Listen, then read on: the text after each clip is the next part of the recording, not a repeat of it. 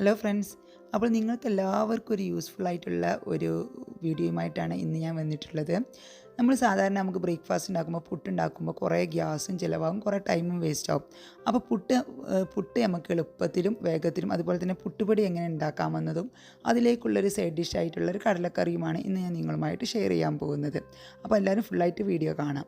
അപ്പോൾ പുട്ട് തയ്യാറാക്കാൻ വേണ്ടിയിട്ട് ഇവിടെ ഞാൻ 2 കപ്പ് പുഴുങ്ങലരി എടുത്തിട്ടുണ്ട്. ഇത് ഞാൻ ഓവർനൈറ്റ് വെച്ചതാണ്, വെള്ളത്തിലിട്ടിട്ട്. ഇപ്പോൾ നല്ലപോലെ കുതിർന്ന് വന്നിട്ടുണ്ട്. അരി ഏതായാലും കുഴപ്പമില്ല. ഞാനിപ്പോൾ ഇവിടെ റേഷൻ അരിയാണ് എടുത്തിട്ടുള്ളത് കേട്ടോ. ഇത് നല്ലപോലെ കഴുകിയതിന് ശേഷം ഒന്ന് വെള്ളത്തിലിട്ട് വെച്ചാൽ മതി. ഇനിയിപ്പോൾ നമ്മൾ ചോറ് വെക്കുന്ന ജയ, കുറുവ, സുരേഖ ഏത് അരിയായാലും കുഴപ്പമില്ല. ഇതുപോലെ 8 മണിക്കൂറൊന്ന് കുതിരണം. അപ്പോൾ രാത്രി വെച്ചാൽ രാവിലെ നമുക്കിതുപോലെ കഴുകിയിട്ട് ഒരു സ്റ്റെയിനറിലേക്ക് മാറ്റാം. അപ്പോൾ രാവിലെ എണീറ്റ് ഒരു അരമണിക്കൂർ എന്നിട്ട് ഇത് നമുക്കൊന്ന് ഫ്രീസറിൽ വെക്കണം. ഒരു ഇതിൽ പാത്രത്തിലാക്കിയിട്ട് കുറച്ച് നേരം ഒരു അരമണിക്കൂർ ഫ്രീസറിൽ വെക്കാം. അപ്പോൾ ഈ സമയത്ത് ഞാൻ ഇതിലോട്ട് വേണ്ട കടലക്കറി തയ്യാറാക്കാൻ വേണ്ടിയിട്ട് കടല എടുത്തിട്ടുണ്ട്. നമ്മൾ കടല ഇതും ഓവർനൈറ്റ് വെച്ചതായിരുന്നു. 1 കപ്പ് കടലയിൽ കുതിർത്ത് വെച്ചതായിരുന്നു. ഇതിലോട്ട് ഞാൻ ഇരട്ടി വെള്ളം വെച്ചിട്ട് ഇതൊന്ന് വേവിക്കാനായിട്ട് വെക്കുകയാണ്. അപ്പോൾ ഇത് നമുക്ക് മീഡിയം ഫ്ലെയിമിൽ ഒരു 5 വിസിലെങ്കിലും വരേണ്ടി വരും, എങ്ങനെ കടല വേവുള്ളൂ. അല്ലെങ്കിൽ ഫുൾ ഫ്ലെയിമിൽ 1 വിസിൽ വന്നതിന് ശേഷം നമുക്ക് ലോ ഫ്ലെയിമിലിട്ടിട്ട് ഒരു 3-4 വിസിലും കൂടി വന്നാൽ കടല നന്നായിട്ട് വെന്തിട്ടും. എന്തായാലും അത് നിങ്ങളുടെ കുക്കറിനെയും കടലക്കും അനുസരിച്ചിരിക്കും. നന്നായിട്ട് കടല വേവണം. അപ്പോൾ കടല വേവിക്കാൻ വെച്ച സമയത്ത് ഞാനിത് നമ്മുടെ ഫ്രീസറിൽ നിന്ന് നമ്മുടെ അരി എടുത്തിട്ട് നല്ലപോലെ ഒന്ന് പൊടിച്ചെടുക്കുന്നുണ്ട്. അപ്പം ഇതുപോലെ ഫൈനായിട്ട് പൊടിച്ചിട്ടുണ്ട്. ഇനി നിങ്ങൾക്ക് ഇതിലും ഫൈനായിട്ട് പൊടിയണമെങ്കിൽ അങ്ങനെ പൊടിക്കാം. പക്ഷേ എനിക്ക് പുട്ടിൽ കുറച്ച് തരി ഉള്ളതാണ് ഇഷ്ടം, അതുകൊണ്ട് ഞാൻ ഇത്രേ പൊടിക്കുന്നുള്ളൂ. അപ്പോൾ നമുക്ക് മൊത്തത്തിലൊന്ന് പൊടിച്ചിട്ടിടാം. ഇനിയിപ്പോൾ നിങ്ങൾക്ക് രാവിലെ വെള്ളത്തിലിട്ടിട്ട് വൈകുന്നേരം ഇതുപോലെ പുട്ടുപൊടിയാക്കിയിട്ട് വെക്കാം. അല്ലെങ്കിൽ വൈകുന്നേരം കഴുകിയിട്ട് പിന്നെ ഫ്രീസറിൽ അരി വെച്ചിട്ട് രാവിലെ പൊടിച്ചെടുക്കാം. എങ്ങനെ നിങ്ങൾക്ക് സൗകര്യം വെച്ചാൽ അങ്ങനെ ചെയ്യാം, അതൊന്നും പ്രശ്നമില്ല. ഇപ്പോൾ ഞാൻ എല്ലാതും ഇതുപോലെ പൊടിച്ചിട്ടിട്ടുണ്ട്. ഇനി നമുക്ക് ഇതെങ്ങനെ തയ്യാറാക്കുന്നതെന്ന് നോക്കാം.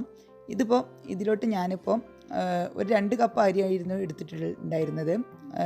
അരിയുടെ അളവാണ് ഞാൻ പറഞ്ഞത്. ഇതിലോട്ട് 1 കപ്പ് തേങ്ങ ചിരവിയത് ഞാൻ ചേർക്കുന്നുണ്ട്.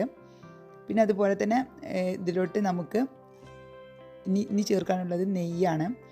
1 ടീസ്പൂൺ നെയ്യ് ചേർത്ത് കൊടുക്കുക. അപ്പോൾ നമ്മൾ പുട്ട് നല്ലൊരു ടേസ്റ്റ്, നല്ലൊരു ഫ്ലേവറും കിട്ടും. പിന്നെ ഇതിലോട്ട് ആവശ്യമുള്ള ഉപ്പും കൂടി ചേർത്താൽ മതി. ഇത്രയും ഇൻഗ്രീഡിയൻസേ ആവശ്യമുള്ളൂ. സാധാരണ നമ്മൾ പുട്ട് ഉണ്ടാക്കുമ്പോൾ തേങ്ങ അടിയിലിട്ടിട്ട് മുകളിൽ പൊടിയിട്ട് കൊടുക്കുകയാണ് ചെയ്യുന്നത്. ഇത് ഞാൻ വേറെ രീതിയിലാണ് തയ്യാറാക്കുന്നത്. ഞാൻ തയ്യാറാക്കുമ്പോൾ നല്ലൊരു ടേസ്റ്റായിട്ട് തോന്നി. ഞാൻ നല്ലപോലെ കൈവച്ചിട്ട് നമ്മൾ പുട്ട് ഉതിർത്തുന്ന പോലെ നല്ല ഉതിർത്തി കൊടുക്കുക. വെള്ളം ചേർക്കേണ്ട ഒരു ആവശ്യം ഉണ്ടാവില്ല. ആ ഗീയുടെയും തേങ്ങയുടെയും വെള്ളം തന്നെ ഉണ്ടാവും. അപ്പോൾ നമ്മൾ പുട്ടുപൊടി ഉതിർത്തുന്ന ആ ഒരു പരുവത്തിൽ ഉതിർത്തി വെച്ചിട്ടുണ്ട്. ഇനി നമുക്ക് വേണ്ട ഇതുപോലത്തെ ഉള്ളൊരു ചിരട്ടയാണ്. അതുപോലെ തന്നെ ഒരു ഇഡ്ഡലി തട്ടും. ആ ഇഡ്ഡലി തട്ടിൽ ഇതുപോലെ ആവുന്ന രീതിയിൽ ഉള്ള ഒരു വലിപ്പമുള്ള ഒരു ചിരട്ട എടുക്കുക. അപ്പോൾ അന്നന്ന് തേങ്ങ ചെറിയ ചിരട്ട ഉണ്ടെങ്കിൽ അതാണ് ഏറ്റവും നല്ലത്. അപ്പോൾ അതിന് വലിപ്പമുള്ളൊരു തേങ്ങ എടുത്താൽ മതി. ഞാനിപ്പോൾ അങ്ങനെ ചെയ്തത്. വലിയ തേങ്ങ ആകുമ്പോൾ ശരിയാവില്ല, വലിയതാവും നമ്മുടെ ചിരട്ടപ്പുട്ട്.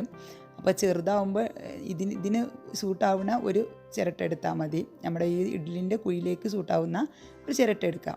എന്നിട്ട് ഇതുപോലെ നല്ലപോലെ പ്രസ് ചെയ്തിട്ട് അതിൽ ഫില്ല് ചെയ്തിട്ട് നല്ലപോലെ ഒന്ന് സ്പൂൺ വെച്ചിട്ട് പ്രസ് ചെയ്തിട്ട് ഇതുപോലെ നമ്മൾ പണ്ട് മണ്ണ് കൊണ്ടൊക്കെ ചിരട്ടപ്പുട്ട് ഉണ്ടാക്കുമല്ലേ, അതുപോലെ തന്നെ ഒന്ന് കമിഴ്ത്തി കൊടുക്കുക. അപ്പോൾ ഇങ്ങനെ ആകുമ്പോൾ നല്ല ഈസിയാണ്. മറ്റേ ഓരോരോ പുട്ട് ഇങ്ങോട്ട് വേവിക്കുമ്പോൾ നമുക്ക് ഒരുപാട് ടൈമും വേസ്റ്റാണ്. അതുപോലെ തന്നെ നമ്മുടെ ഗ്യാസും കുറേ ചിലവാകും. അപ്പോൾ അതിനൊന്നും ആവശ്യമില്ല. ഒരൊറ്റയടിക്ക് തന്നെ നമുക്ക് പുട്ട് തയ്യാറാക്കാൻ പറ്റും ഇങ്ങനെ ആകുമ്പോൾ. അപ്പോൾ കൂടുതൽ ആളുള്ള വീടൊക്കെ ആണെങ്കിൽ ഇതുപോലത്തെ ഇഡ്ഡലി തട്ട് വലിയതുണ്ടാവില്ല അവരുടെ വീട്ടിൽ. അപ്പോൾ ഇതുപോലെ ഒറ്റയടിക്ക് നമുക്ക് വേവിച്ചെടുക്കാൻ പറ്റും. അതുകൊണ്ട് നമുക്ക് കുറേ ടൈം വേസ്റ്റ് ആവില്ല. അപ്പോൾ ഇത് ഞാൻ ഇതുപോലെ എല്ലാത്തിനും വെച്ചിട്ടുണ്ട്. അപ്പോൾ ഇത് നമുക്ക് ഇനി നമ്മൾ സാധാരണ ഇഡ്ഡലി വേവിക്കുന്നത് പോലെ ആവിയിൽ വെച്ചിട്ട് നമുക്ക് വേവിച്ചെടുക്കാം. ഒരു 10 മിനിറ്റ് വേവിച്ചെടുക്കണം. കാരണം അത് പുഴുങ്ങലരി ആയതുകൊണ്ട്. പച്ചരി ആണെങ്കിൽ പ്രശ്നമില്ല, പെട്ടെന്ന് വെന്തിട്ടും. പച്ചരി കൊണ്ട് ഇതുപോലെ തയ്യാറാക്കാൻ പറ്റും. ഇനി നമുക്ക് ഈ സമയത്ത് അത് വേവുന്ന സമയം കൊണ്ട് നമ്മൾ കടലക്കറി റെഡിയാക്കാം. ഇതിനായിട്ടൊരു ചീനച്ചട്ടി അടുപ്പത്ത് വെച്ചിട്ട് ഞാൻ അതിലോട്ട് വെളിച്ചെണ്ണ ഒഴിച്ചിട്ടുണ്ട്. ഇതിലോട്ട് കുറച്ച് ഇഞ്ചിയും വെളുത്തുള്ളിയും കഷ്ണങ്ങളാക്കിയിട്ട് ഇട്ടിട്ടുണ്ട്. ചെറിയ പീസിൽ ഇഞ്ചിയും ഒരു 5-6 അല്ലി വെളുത്തുള്ളിയും ചെറിയ പീസസായിട്ട് കട്ട് ചെയ്തിട്ട് ഇട്ടിട്ടുണ്ട്. അതുപോലെ തന്നെ ഒരു സവാളയും കൂടി ഇട്ടിട്ടുണ്ട്. ഇനി നമുക്കിതൊന്ന് വഴറ്റിയെടുക്കണം. സവാള ഒന്ന് വഴന്ന് വരാൻ വേണ്ടിയിട്ട് ഞാൻ അടച്ച് വെക്കുന്നുണ്ട്.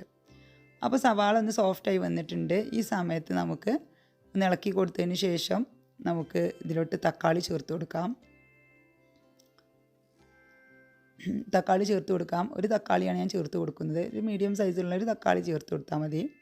ഇനി നല്ലപോലെ ഒന്ന് ഇളക്കി കൊടുക്കാം.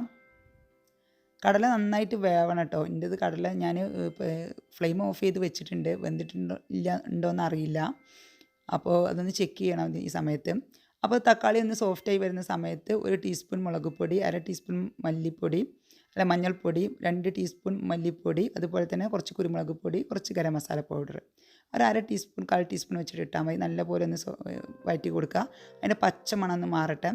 അപ്പോൾ ഇതിപ്പോൾ അതിൻ്റെ പച്ചക്ക മണമൊക്കെ മാറി വന്നിട്ടുണ്ട്. ഇതിലോട്ട് ഞാൻ കുറച്ച് കറിവേപ്പിലയും കൂടി ചേർത്തിട്ടുണ്ട്. ഇനി നമുക്കിത് ഫ്ലെയിം ഓഫ് ചെയ്തിട്ട് നമുക്കൊരു പ്ലേറ്റിലോട്ട് മാറ്റാം.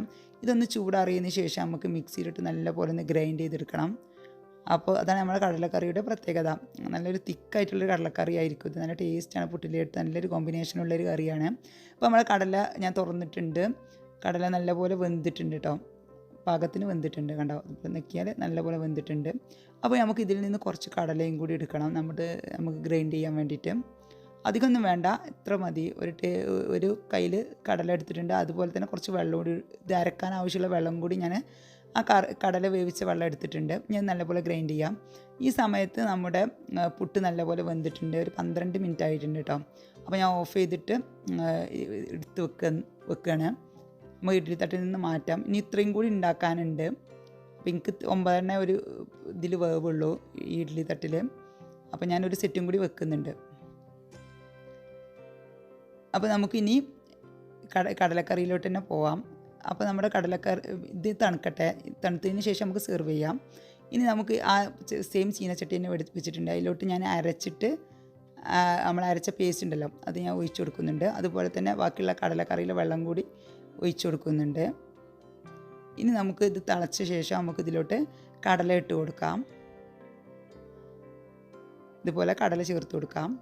അപ്പോൾ കടലയും കൂടി അതിലിട്ട് അരച്ചത് കൊണ്ട് നല്ലൊരു ടേസ്റ്റ് ആയിരിക്കും ഈ കറിക്ക്. അപ്പോൾ ഇത് നല്ലപോലെ തിളച്ചിട്ടുണ്ട്. കടലൊക്കെ ഇട്ടിട്ട് നല്ലപോലെ ഒന്ന് തിളക്കുക. ഒരു 5 മിനിറ്റ് ഒന്ന് തിളച്ചാൽ മതിയാവും. കടലയിലോട്ട് മസാലയൊക്കെ ഒന്ന് പിടിക്കുന്നൊരു സമയം മതിയാവും. അപ്പോൾ നമ്മുടെ കടലക്കറി റെഡിയാവും. ഇനി ഇതിലോട്ട് ഞാൻ കുറച്ച് കടകും വറ്റൽമുളകും കൂടി വറുത്തിട്ട് കൊടുത്തിട്ടുണ്ട്. അപ്പോൾ നമ്മുടെ പുട്ടും കടലക്കറിയും ഞാൻ സെർവ് ചെയ്ത് വെച്ചിട്ടുണ്ട്. അപ്പോൾ ഇതാണ് നമ്മുടെ പുട്ട്. നല്ല സോഫ്റ്റ് ആയിട്ടുള്ള ടേസ്റ്റി ആയിട്ടുള്ള പുട്ടാണ്. മട്ടരി കൊണ്ട് ഇതുപോലെ തയ്യാറാക്കുകയാണെങ്കിൽ നല്ലൊരു ടേസ്റ്റ് ആയിരിക്കും പുട്ടിന്. പിന്നെ നല്ലൊരു ഗീയുടെ ടേസ്റ്റും കൂടി വരുന്നത് കൊണ്ട് നല്ലൊരു ഫ്ലേവർ ആയിരിക്കും ഈ പുട്ടിന്. എല്ലാവർക്കും ഇഷ്ടമാവും. അപ്പോൾ എല്ലാവരും ഇതുപോലെ ഒന്ന് തയ്യാറാക്കി നോക്കിയിട്ട് ഫീഡ്ബാക്കൊക്കെ അറിയിക്കുക. ഇഷ്ടമായ ഫ്രണ്ട്സിനും ഫാമിലിക്കൊക്കെ ഒന്ന് ഷെയർ ചെയ്യാം. ഇതുവരേക്കും എൻ്റെ ചാനൽ സബ്സ്ക്രൈബ് ചെയ്യാത്തവർ സബ്സ്ക്രൈബ് ചെയ്ത് സപ്പോർട്ട് ചെയ്യുക. എല്ലാവർക്കും എൻ്റെ നന്ദി.